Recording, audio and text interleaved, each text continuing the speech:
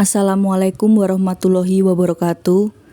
Perkenalkan, nama saya Gabriela Magdalena dan teman-teman saya yaitu Anis Ika Saputri, Anissa Nur Hasanah, dan Arum Widya Kusuma.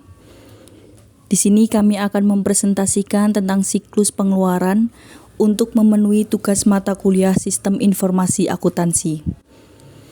Baiklah, yang pertama saya akan menjelaskan tentang aktivitas dasar dalam siklus pengeluaran. Terdapat 3 aktivitas dasar dalam siklus pengeluaran. Yang pertama, aktivitas pemesanan barang. Yang kedua, penerimaan dan penyimpanan barang. Lalu yang terakhir, persetujuan dan pembayaran faktur. Terdapat ancaman di setiap aktivitas siklus pengeluaran. Yang pertama, ancaman terhadap pemesanan barang, yang contoh ancamannya seperti kehabisan atau kelebihan barang persediaan, pemesanan barang yang tidak diperlukan, pembelian barang pada harga yang terlalu mahal, pembelian barang dengan kualitas rendah, pembelian dari pemasok tidak sah, dan kolusi yang bisa diartikan sebagai kerjasama secara melawan hukum antar penyelenggara negara atau antara penyelenggara negara dan pihak lain yang merugikan orang lain, masyarakat, atau negara. Yang kedua yaitu ancaman terhadap penerimaan dan penyimpanan barang, yang contoh ancamannya seperti penerimaan barang yang tidak dipesan, kesalahan dalam perhitungan barang yang diterima, dan pencurian barang. Dan yang terakhir adalah ancaman terhadap persetujuan dan pembayaran faktur, yang contoh ancamannya seperti gagal menemukan kesalahan dalam faktur pembelian, pembayaran barang yang tidak diterima, gagal memperoleh diskon, pembayaran faktur yang sama 2 kali, pencatatan dan pembukuan kesalahan ke utang dagang, dan penggelapan kas, cek atau EFT, Electronic Funds Transfer. Untuk materi selanjutnya akan dijelaskan oleh teman saya, Arum Widya Kusuma. Baik, selanjutnya saya akan menjelaskan tentang pengendalian terhadap ancaman dalam pemesanan barang. Ancaman yang pertama yaitu kehabisan atau kelebihan persediaan. Prosedur pengendalian yang dapat digunakan yaitu 1. Pengendalian persediaan dan sistem peramalan penjualan yang akurat. 2. Menggunakan metode perpetual. 3. Laporan kinerja pemasok yang menekankan penyimpangan dalam kualitas, harga, dan pengiriman tepat waktu. 4. Sistem informasi akuntansi online untuk mencatat perubahan dalam sediaan seketika atau real time. 5. Penggunaan teknologi kode bar untuk memperbaiki ketelitian. 6. Penghitungan sediaan fisik periodik untuk menguji akurasi catatan. Ancaman yang kedua adalah pemesanan barang yang tidak dibutuhkan. Prosedur pengendalian yang dapat digunakan yaitu 1. Merancang sistem informasi akuntansi untuk mengintegrasikan database unit-unit organisasi. 2. Membuat laporan yang menghubungkan antara nama barang dan nomor barang. Lalu ancaman yang ketiga yaitu pembelian barang pada harga lebih mahal. Prosedur pengendalian yang dapat digunakan yaitu 1. Daftar harga untuk barang yang sering dibeli disimpan dalam file induk dan dikonsultasikan. 2. Harga barang yang berharga rendah ditentukan dari katalog. 3. Untuk produk khusus dan berharga mahal, pembelian dilakukan melalui proses penawaran. 4. Order pembelian harus dikaji ulang untuk menjamin bahwa kebijakan manajemen telah diikuti. 5. Pengendalian anggaran dan akuntansi pertanggungjawaban harus dimanfaatkan untuk mempertanggungjawabkan kos persediaan yang terlalu besar atau dari yang seharusnya. 7. Laporan kinerja harus menunjukkan elemen-elemen penyimpangan agar dapat ditindaklanjuti. Selanjutnya ancaman yang keempat adalah pembelian barang dengan kualitas rendah. Prosedur pengendalian yang dapat dilakukan yaitu 1. Membuat daftar pemasok yang dikenal selalu menjaga kualitas barang. 2. Mengkaji ulang order pembelian untuk menjamin penggunaan daftar pemasok. 3. Melacak dan mengkaji ulang kinerja pemasok. 4. Menetapkan manajer pembelian untuk bertanggung jawab terhadap jumlah kos pembelian, termasuk biaya pengerjaan ulang dan biaya sisa bahan. Ancaman yang kelima adalah pembelian barang dari pemasok yang tidak sah. Untuk prosedur pengendalian yang dapat dilakukan, yaitu 1. Mengkaji ulang order pembelian untuk mengetahui apakah pemasoknya ada dalam daftar atau tidak. 2. Pembatasan akses ke daftar pemasok. 3. Secara periodik dilakukan kaji ulang daftar pemasok untuk mengetahui ada tidaknya pengubahan secara tidak sah. 4. Bekerja sama dengan para pemasok untuk penggunaan kartu procurement atau corporate credit card untuk mengawasi manakah pemasok yang dapat menerima kartu tersebut. Lalu ancaman yang terakhir adalah kolusi. Prosedur yang dapat dilakukan antara lain: 1. Melarang petugas pembelian menerima hadiah dalam bentuk apapun dari para pemasok. 2. Melatih karyawan untuk merespon secara tepat jika ada hadiah dari para pemasok. 3. Merotasi jabatan sehingga petugas pembelian yang sama tidak dapat bertransaksi dengan pemasok yang sama terlalu sering. 4. Dilakukan audit kegiatan petugas pembelian. 5. Mewajibkan cuti karyawan. 6. Meminta petugas pembelian mengaji ulang dan menandatangani laporan konflik of interest tahunan. Dan yang terakhir, memasukkan klausul yang mengizinkan audit pemasok dalam surat kontrak dengan para pemasok. Untuk materi selanjutnya akan dijelaskan oleh teman saya, yaitu Anis Ika Saputri. Untuk selanjutnya saya akan menjelaskan tentang pengendalian terhadap ancaman dalam penerimaan dan penyimpanan barang. Yang pertama, penerimaan barang yang tidak dipesan. Prosedur pengendalian yang dapat digunakan antara lain yaitu menginstruksikan Departemen Penerimaan untuk menerima barang hanya jika ada tebusan order pembelian. Yang kedua, kesalahan dalam perhitungan barang yang diterima.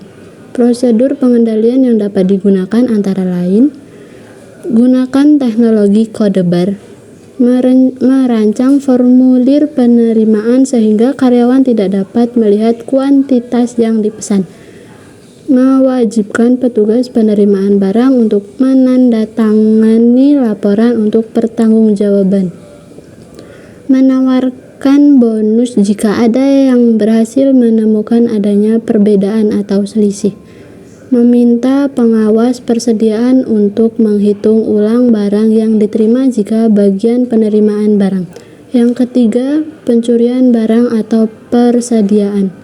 Prosedur persediaan dapat digunakan antara lain yaitu menyimpan barang di lokasi yang aman dengan pembatas akses, dokumentasikan seluruh transfer barang antar unit organisasi seperti barang yang dipindah dari Departemen Penerimaan ke gudang, barang yang dipindah dari gudang ke lantai produksi, perhitungan fisik barang secara periodik dan pembandingan dengan catatan. Untuk barang yang penting harus dihitung lebih sering. Pemisahan tugas, pemisahan antara karyawan yang memiliki akses fisik ke persediaan barang, karyawan yang menyelenggarakan catatan, pemisahan antara karyawan menjaga dan karyawan yang dapat memberikan otorisasi penyesuaian persediaan dengan karyawan yang bekerja dalam fungsi penerimaan dan pengiriman. Untuk materi selanjutnya akan dijelaskan oleh Anissa Nur Hasanah. Selanjutnya saya akan menjelaskan tentang pengendalian terhadap ancaman dalam persetujuan dan pembayaran faktur. Untuk ancaman yang pertama yaitu gagal menemukan kesalahan dalam faktur pembelian. Prosedur pengendalian yang dapat digunakan antara lain: pertama, periksa akurasi perhitungan matematis dalam faktur. Kedua, dapatkan tanda terima dari pengguna kartu procurement, dan lakukan pengujian terhadap akurasi laporan bulanan atau monthly statement. Yang ketiga, faktur hanya dibayar jika harga yang tercantum sama dengan harga pada order pembelian. Yang keempat, istilah yang digunakan dalam sistem pengiriman cukup rumit. Oleh karena itu, staf bagian penjualan harus memperoleh pelatihan yang memadai tentang praktik dan istilah yang digunakan dalam sistem pengiriman barang. Yang terakhir yaitu jika biaya pengiriman dibayar oleh pembeli, gunakan pengirim yang sama untuk memperoleh diskon. Ancaman yang kedua yaitu pembayaran barang yang tidak pernah diterima. Prosedur pengendalian yang dapat dilakukan antara lain: yang pertama, bandingkan kuantitas dalam faktur dengan kuantitas dalam LPB atau laporan penerimaan barang. Yang kedua yaitu faktur hanya dibayar jika harga yang tercantum sama dengan harga pada order pembelian. Yang ketiga, untuk pembelian jasa, lakukan pengendalian anggaran dan kaji ulang terhadap pengeluaran departemen. Ancaman yang ketiga yaitu gagal memperoleh diskon. Prosedur pengendalian yang dapat dilakukan antara lain: yang pertama, mengarsipkan faktur urut tanggal jatuh tempo atau akhir masa potongan dan selalu memeriksanya setiap hari. Yang kedua, menyusun anggaran arus kas untuk menentukan apakah perusahaan memiliki cukup arus kas untuk membayar utang dalam masa potongan. Ancaman yang keempat yaitu pembayaran faktur yang sama 2 kali. Prosedur pengendalian yang dapat dilakukan antara lain: pertama, menyetujui pembayaran faktur jika dilengkapi dengan paket voucher. Yang kedua, hanya membayar faktur asli. Yang ketiga, membatalkan faktur setelah dibayar. Yang keempat, menugaskan auditor intern atau konsultan membantu mendeteksi dan menemukan pembayaran yang berlebih. Ancaman yang kelima yaitu pencatatan dan pembukuan kesalahan ke utang dagang. Prosedur pengendalian yang dapat dilakukan antara lain: pertama, terapkan pengendalian entry data dan pemrosesan. Misalnya, pembandingan selisih saldo utang sebelum dan setelah pemrosesan cek dengan jumlah faktur yang diproses. Yang kedua yaitu pembandingan saldo utang atau voucher yang belum dibayar dengan saldo buku besar utang. Ancaman yang keenam yaitu penggelapan kas, cek, dan EFT atau Electronic Fund Transfer. Prosedur pengendalian yang dapat dilakukan antara lain: yang pertama, membatasi akses ke kas dan blanko cek. Yang kedua, cek bernomor urut tercetak dan secara periodik ditunjukkan ke kasir. Nah, untuk mencegah penyalahgunaan cek dapat dilakukan beberapa hal. Yang pertama, gunakan pemisahan fungsi. Utang dagang mengotorisasi pembayaran dan kasir menandatangani dan mengirimkan cek. Jika nilai cek melampaui jumlah tertentu, tanda tangani oleh 2 orang. Batasi akses ke daftar pemasok yang sah dan lakukan review dan berikan persetujuan setiap ada perubahan pada daftar tersebut. Batalkan dokumen dalam paket voucher jika pembayaran telah dilakukan. Kemudian, buat rekonsiliasi bank oleh pihak yang independen atau internal auditing. Untuk mencegah pengubahan dan kesalahan cek, gunakan mesin pelindung cek yang mencetak nilai rupiah. Gunakan tinta yang sulit untuk dihapus. Cetak cek dalam kertas khusus atau watermark paper. Atur model penyetoran cek ke bank dengan cara perusahaan akan menyerahkan daftar cek yang telah ditarik dan bank hanya akan mencairkan cek yang tercantum dalam daftar tersebut. Kemudian buatlah rekonsiliasi bank secepatnya. Jika dana kas kecil diperlukan, maka dana kas kecil harus ditandatangani oleh karyawan yang tidak menangani kas atau tanggung jawab akuntansi.